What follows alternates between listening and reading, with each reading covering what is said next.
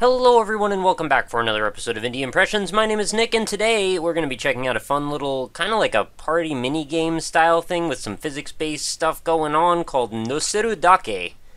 And basically the goal is that we're going to be tossing a whole bunch of little objects onto this rotating platform that sometimes has a pole in the middle, sometimes doesn't.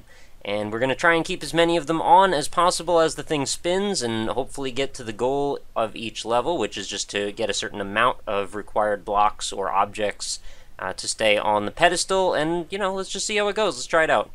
So first things first, we've got this reasonably sized platform with a smallish pole in the center, and we're going to be tossing cubes onto it.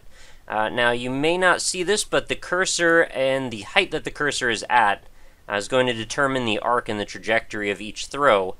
We've got a total of, I think, like 5 blocks or 4 blocks or something like that, and we've just got to get 3 to stay on the platform.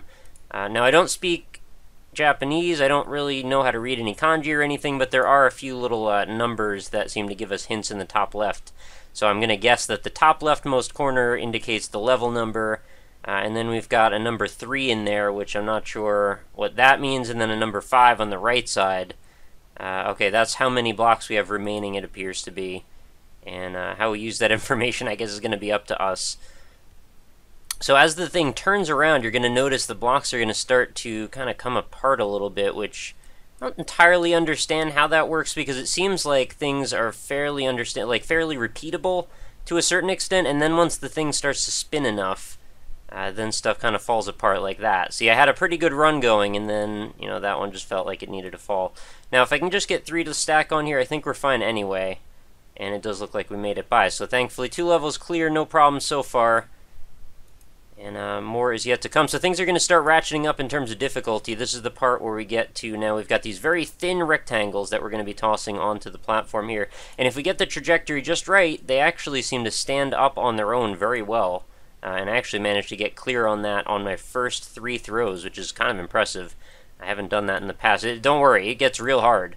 So if you're looking for a challenge, this game is definitely for you. I should mention, of course, this is a totally free Unity-based browser game. Anyone can just go play it. I'm going to be putting the link in the description, so feel free to go browse around, try it out. See if you can get further than I can get, and I think I made it to like roughly level 10 or so. Oh, I forgot to mention, this is actually a re-recording. I actually had some audio issues with the first version, so this is not my first experience with this game. I spent about 20 minutes with it before. I'm not sure if that's going to really color much, just considering there's not a whole lot to get impressions of. I feel like kind of once you've seen the first level of this, you have a good idea of what to even expect. Although, one thing that they do change up further on into gameplay is the fact that we go from having these untextured, really simple-looking primitive blocks to later on having some recognizable objects like books and park benches, which just adds to a certain air of silliness, which I actually find kind of delightful. For a game that has so little going on in it, in terms of graphical and audio presentation, there's literally no audio, it's just me talking over the sound of silence. I find that it's actually fairly compelling. I mean, it doesn't take a lot to make an attractive and interesting game when all you have is just rudimentary ideals and shapes involved. I mean, this is just the kind of thing that I think pretty much anybody could throw together with a little bit of programming knowledge, and it actually turns out pretty fun. So if you're looking to get involved in the game design world, you might want to start with a concept something like this, and I think you may have a good time. I should mention also, this is the type of game that I think would work pretty well as a mobile game. I'm not usually a huge advocate of mobile games. I find a lot of the times they tend to be a little bit gimmicky. They tend to really rely on some cheap monetization schemes and such, but there's some fairly decent free games out there as well. And I think games that sort of play sort of like a little bit of a twist on a carnival game seem to do pretty well. And physics-based things especially, as long as the actual devices themselves can hold up under the hardware strain of whatever that may be. I think this is the kind of thing that you probably would be just fine with. Although later on we do end up with a whole bunch of blocks going in play at once. But, for now, I think this is probably just fine. So this is level 5. Slightly bigger platform. We've got slightly more blocks to deal with. I think we're going to be trying to stack them up a little bit higher. I have to say, of course, the physics emulation is not 100% perfect. But it doesn't particularly bother me in this case, because the game's a little silly to begin with. I mean, once we start throwing park benches around, who's going to really be arguing about the physics? But I could imagine something like this might work really well if you did want to work on really accurate physics emulation. Maybe you could make this into a goofy simulation, you know, in and of itself.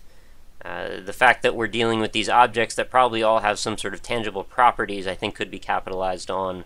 And I think in the case of the park benches that I mentioned, they do actually do such a thing. This is a tough one because we've got way larger objects than we do platforms, so what we really have to do is try and get these things to hit on the pole in the center and then hopefully rotate enough that they will stick in place and just wedge themselves like an easel up against the bottom. And I keep resetting because I just feel like I've probably wasted that run each time.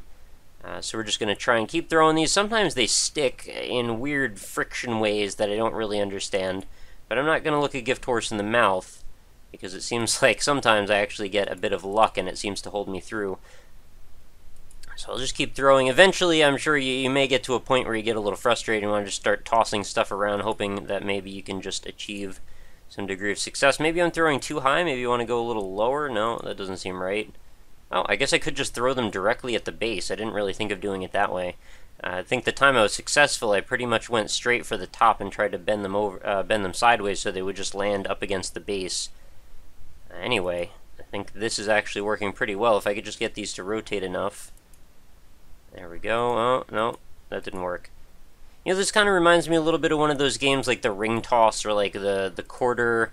I don't know what you call it. You toss a quarter in the top of it and it stacks up and you try to get the quarters to like roll down and hit into each other, and then sometimes you get some quarters at the bottom of it. It's all little like arcade or carnival style games. I think they work pretty nicely.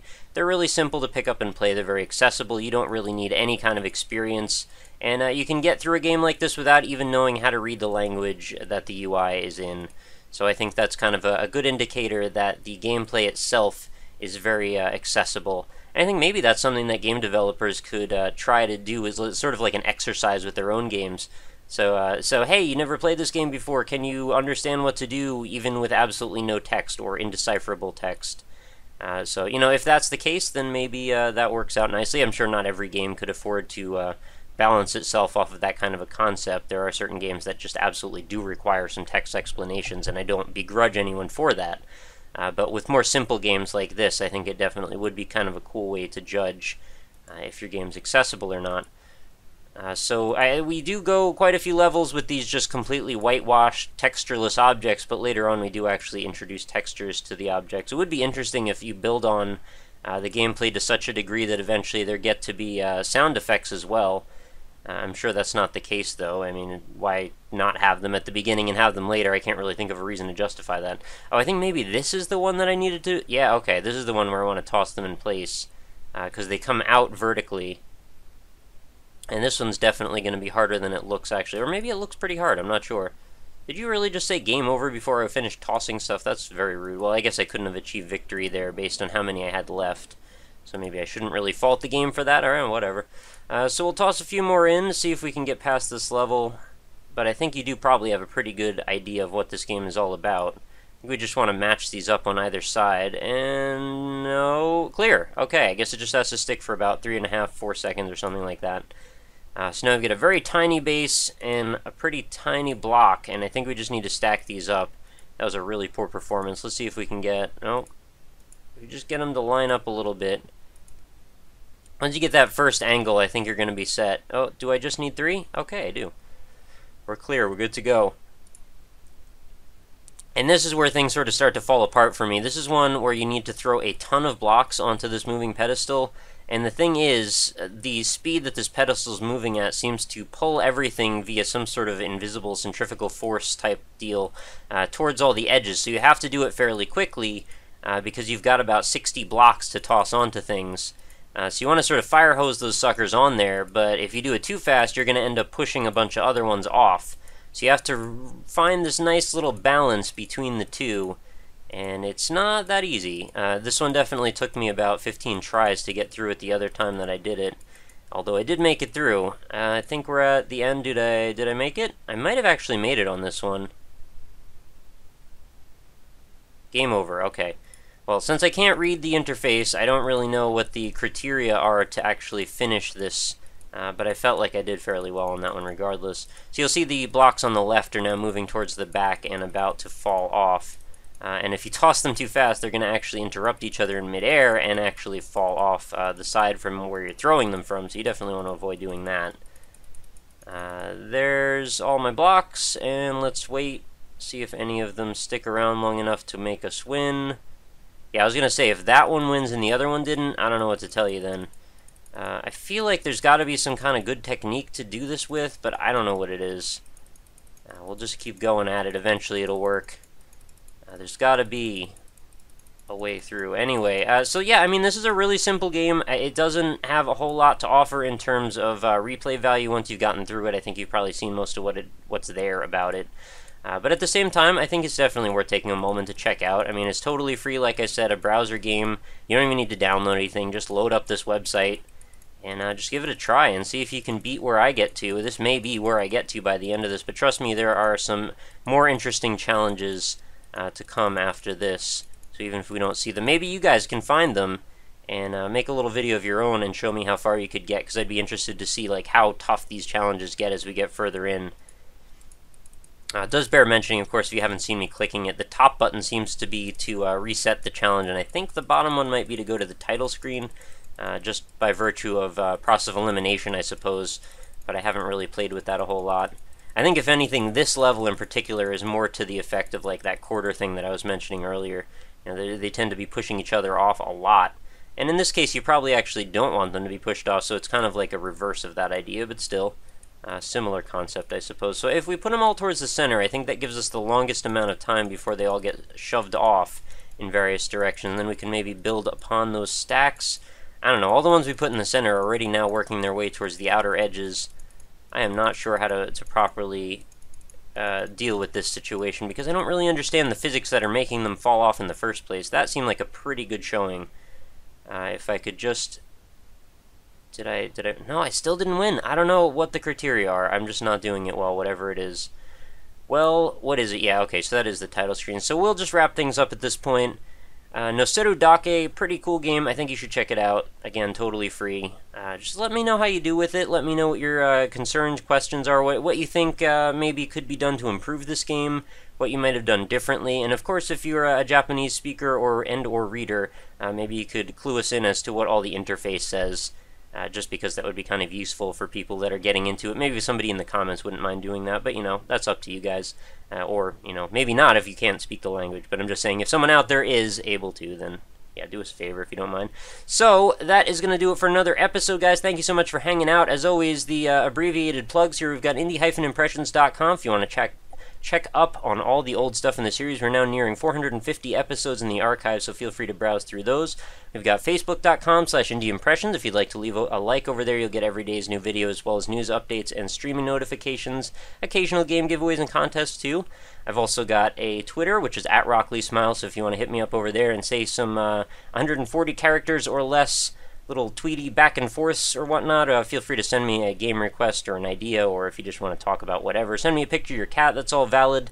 I've also got a contact form over on indie-impressions.com, so if you're an indie dev or just a fan or a viewer and you want to let me know what's going on or recommend your game for me to try, that's the best way to do it. But that is going to be it, guys. Thank you so much for watching. I hope you'll come back again tomorrow. I do a new episode every single day without exception. Weird, odd, interesting, artistic indie games. That's what I'm here to do, to promote and to get dialogue and discussion going about. So feel free to let me know your comments on this game in particular.